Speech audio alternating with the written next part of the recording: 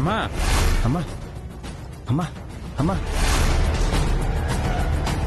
అమ్మా అయ్యో దేవుడా ఏంటిలా జరిగింది సమయానికి ఎవరు రావట్లేదే అమ్మా అమ్మా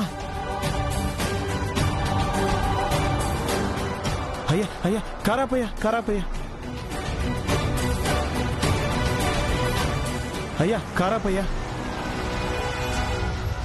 అయ్యా కారాపయ్యా ఏమయ్యా బుర్రాబుద్ధి ఉందా? కారు కట్టమో చెప్తావేంటి? అయ్యా ఆడబిడ్డ అయ్యా పాపం లోయలో పడిపోయిందయ్యా సాయం పట్టండి అయ్యా హాస్పిటల్కి తీసుకెళ్దాం. లేదయ్యా నాకు వేరే పని ఉందయ్యా. అయ్యా అయ్యా అయ్యా పాపమయ్యా అలా అనకండి అయ్యా పాపం అనాథ బిడ్డలా ఉందయ్యా కొనవుపుతో కొట్టుకుంటుందయ్యా కాస్త సాయం పట్టండి అయ్యా. అది కాదయ్యా నాకు వేరే పని ఉంది అర్జెంటుగా. ఆ ప్రాణం నిలబెట్టండి అయ్యా మీకు దండం పెడతానయ్యా మీ కాళ్ళు పట్టుకుంటానయ్యా. సరే పద.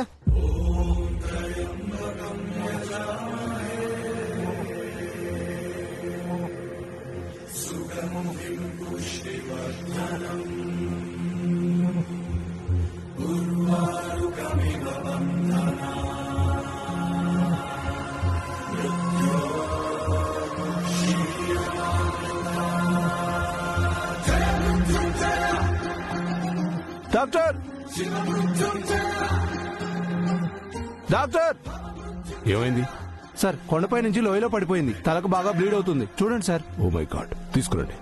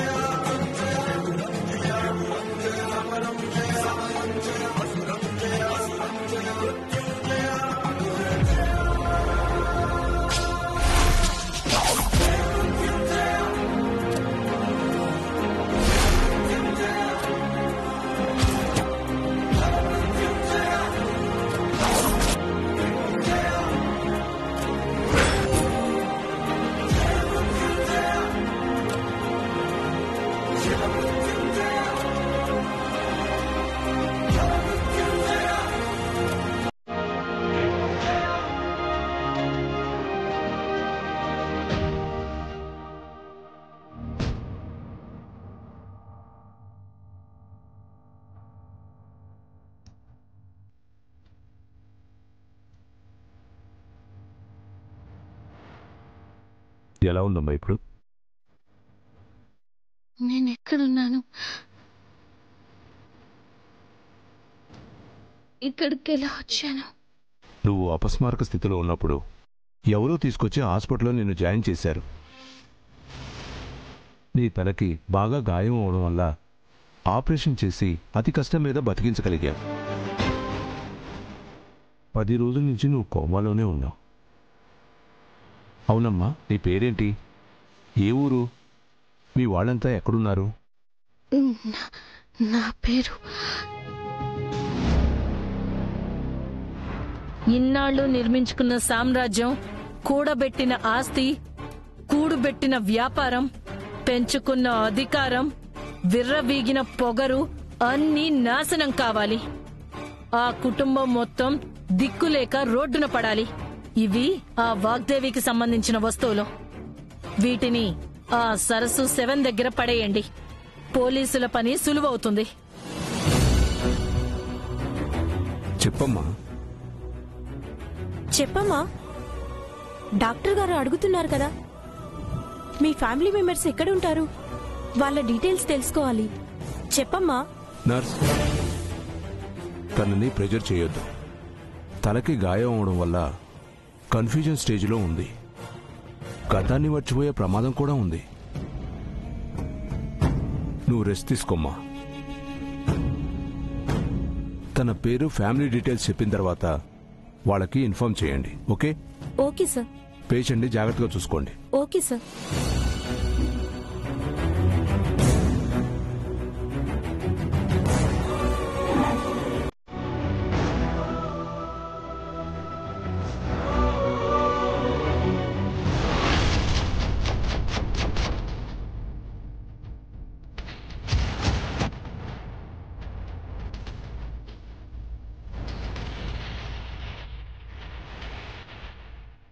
అలా నేను బతికాను నాన్న. కోమాలో నుంచి బయటపడ్డానికి 10 రోజులు పడితే నేను పూర్తిగా కోలుకోవడానికి ఇంకో 3 వారాలు పట్టింది నాన్న. గతాన్ని మర్చిపోనప్పుడు మేమంతా ఉంటామని తెలుసు కదమ్మా, మరి మాకెందుకు చెప్పలేదు? నా వల్ల అమ్మగారికి ఏ సమస్య రాకూడదన్న ఆలోచనే తప్ప నా మనసులో ఏం లేదు నాన్న. ఆ ప్రమాదం గురించి వాగ్దేవికే నేరుగా చెప్పొచ్చు కదమ్మా. ఈ సరస్సు మాట ఆ వాగ్దేవి గారు నమ్ముతారా నాన్న?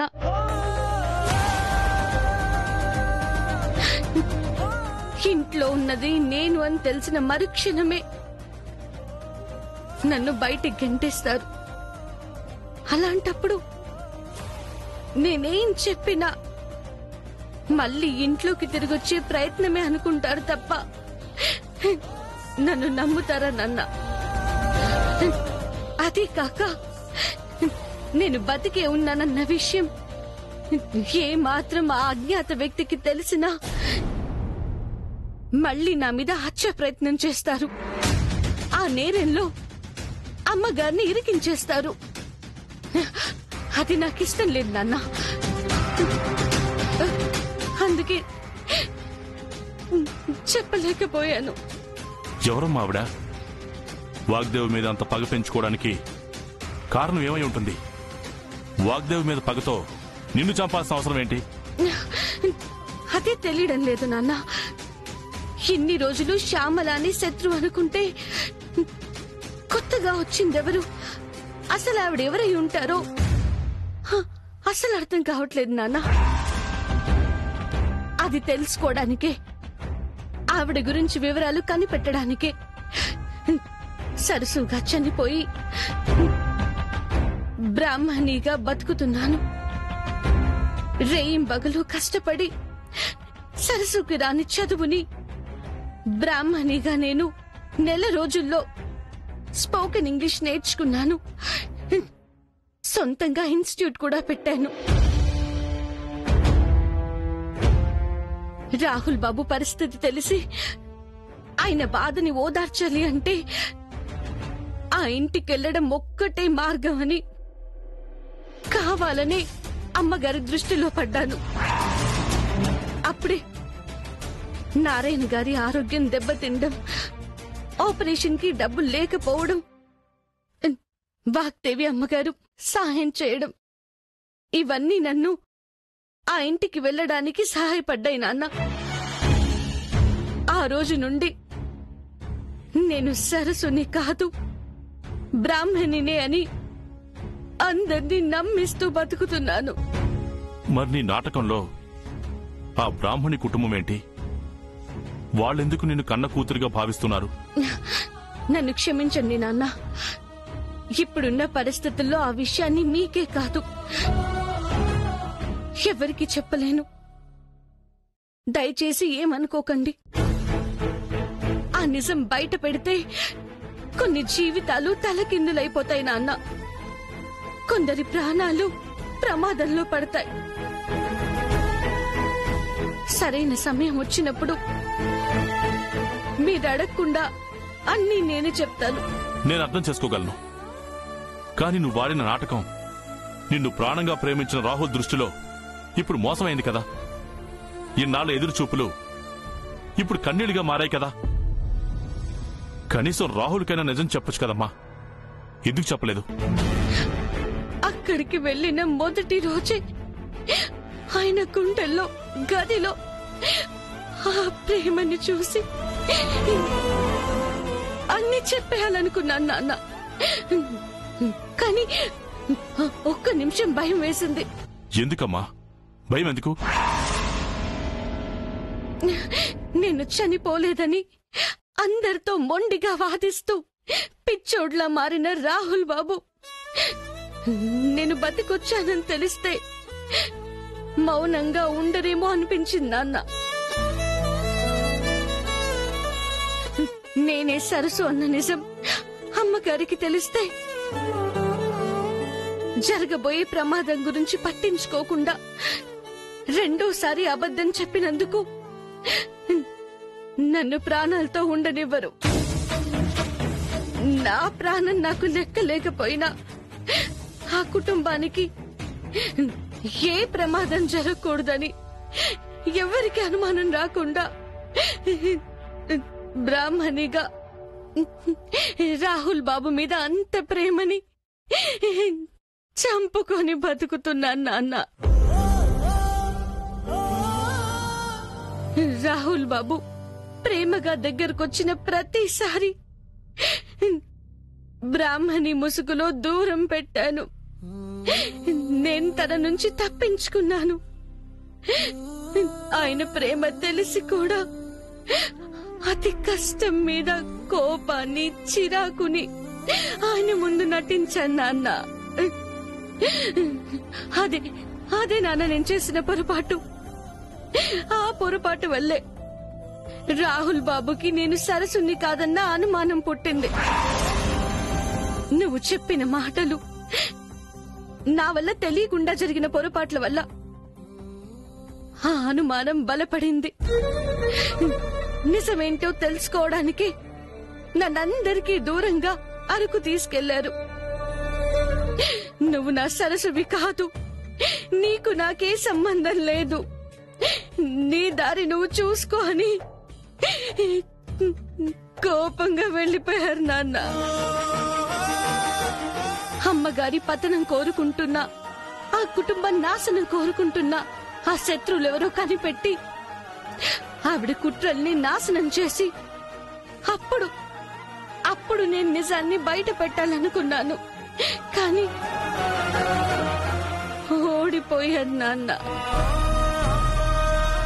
జీవితాంతం కలిసి బతకాలనుకున్న రాహుల్ బాబుకి దూరమై ఒక భార్యగా ఓడిపోయాను. బాగా చదువుకుంటానని అమ్మకిచ్చిన మాట నిలబెట్టుకోలేక, నీ మీద పడ్డ నిందని చెరిపేయలేక, దూరమైన రెండు కుటుంబాల్ని ఒక్కటి చెయ్యలేక ఓడిపోయాను నాన్న. ప్రతిసారి ఓడిపోతూనే ఉన్నాను. బాధపడకు తల్లి, నా కూతురు ఎప్పుడు ఓడిపోదు, నా పెంపకం ఓడిపోదు. నా బాధ అనుకున్నది సాధించలేకపోయినందుకు కాదు నాన్న. ఎంత ప్రయత్నం చేసినా గెలవలేకపోతున్నాను. అది సరేనమ్మా, నువ్వు బ్రాహ్మణిగా నటిస్తున్నప్పుడు ఇంక ప్రమాదమేముంది? దాని గురించి భయపడడం ఎందుకు? బ్రాహ్మణిగా ఉన్నప్పుడు ఏ ప్రమాదం లేదు నాన్న. కానీ సరసుగా ఆ ఇంట్లోకి వెళ్ళినప్పటి నుంచి నన్ను చంపాలని చూసింది. 2 సార్లు ప్రయత్నం కూడా చేశారు. మొహం తెలియని ఆ మనిషి ఎన్ని కుట్రలు చేసినా ఈసారి మాత్రం గెలిచే తీరుతానన్నా. నా ప్రాణాలు ఒడ్డైనా సరే అమ్మగారి మీద ఏ నిందా పడకుండా నేను చూసుకుంటాను. ఆ కుటుంబానికి ఏ ఆపద లేకుండా కాపాడుకుంటాను. మన 2 కుటుంబాలని ఒక్కటి చేస్తాను. అంతవరకు నా ప్రాణం పోయినా పర్లేదు నాన్న. ఏంటమ్మా నువ్వు మాట్లాడేది? ఏం మాట్లాడుతున్నావు? ఒక పక్క నిన్ను ద్వేషిస్తున్న భర్త, నువ్వు సరసు అని తెలిస్తే నీ ప్రాణాలు తీయడానికి కూడా ఆలోచించని నీ అత్త, మరో పక్క నిన్ను చంపాలని చూస్తున్న అజ్ఞాత వ్యక్తి. ఇన్ని ప్రమాదాల మధ్యలో ఇంకా ఆ కుటుంబం గురించే ఎలా ఆలోచిస్తున్నావమ్మా? నేను ఒప్పుకోను. ఇప్పటికే నువ్వు చేసిన త్యాగం చాలు. ఇక ఈ త్యాగంలో నీ ప్రాణాలు పోవడానికి, నువ్వు బలవడానికి నా మనసు అంగీకరించడం లేదు. వద్దమ్మా, వెళ్ళిపోదాం. మన ఊరికి వెళ్ళిపోదాం రా. లేదు నాన్న,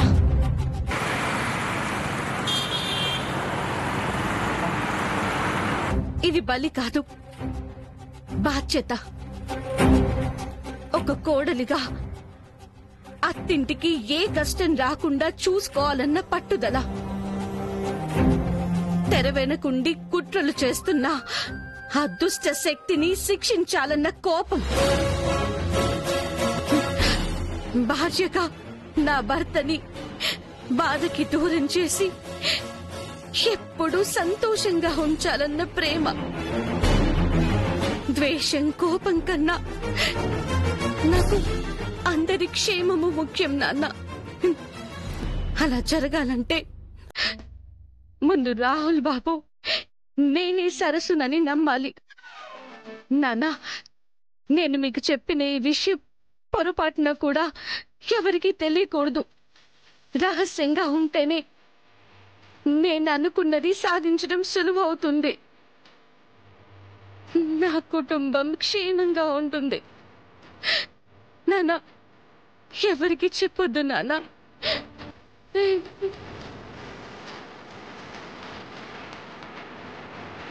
సరే తల్లి.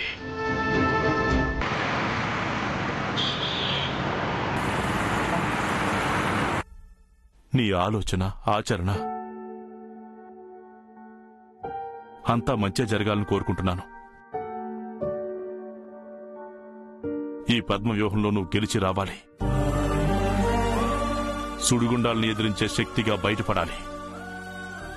ఈ పోరాటంలో నీకు ఏ సహాయం కావాలన్నా నీ క్షేమం కోరేవాడిగా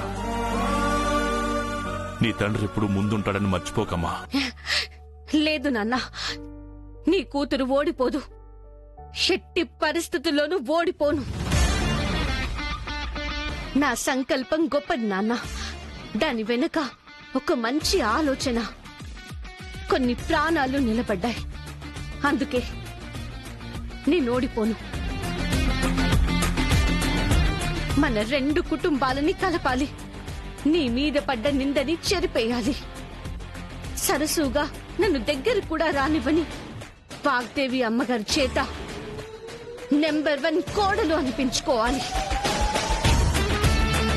నా కుటుంబాన్ని కాపాడుకుంటూ ఉండాలి. అంతవరకు ఈ ప్రాణం ఆగదు నాన్న, ఆగదు.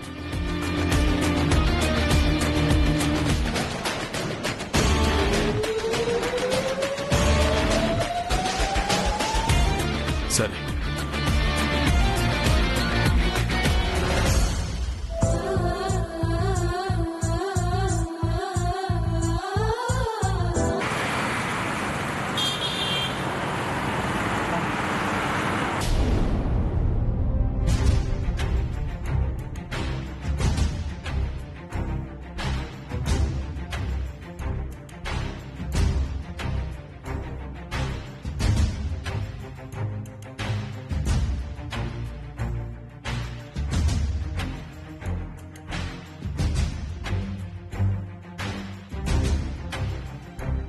రాహుల్ ఇంతవరకు ఇంటికి రాలేదంటే మళ్ళీ ఏం జరుగుతుందో.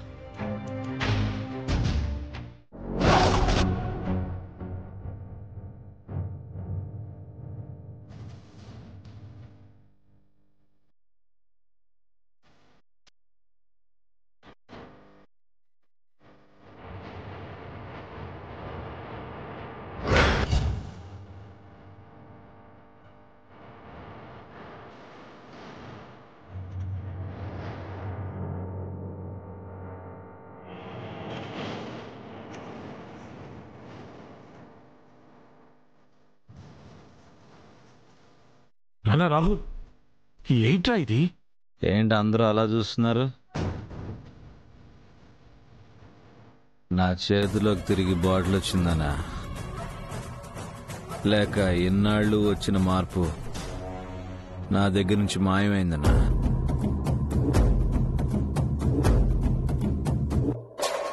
కారణం నన్ను చూస్తే కాదు డాడ్, ఈవిడ్ని అడిగితే తెలుస్తుంది. ప్రాణంగా ప్రేమించే నా సరస్సుని ఇంట్లో నుండి, ఆ తర్వాత ఈ లోకం నుండి దూరం చేసింది. తన జ్ఞాపకాలతో బ్రతుకుతుంటే అది కూడా చూసి ఓర్వలేక బ్రాహ్మిణిని తీసుకొచ్చింది. నా భార్యగా నటించేలా చేసింది. చివరికి నన్ను మోసం చేసింది.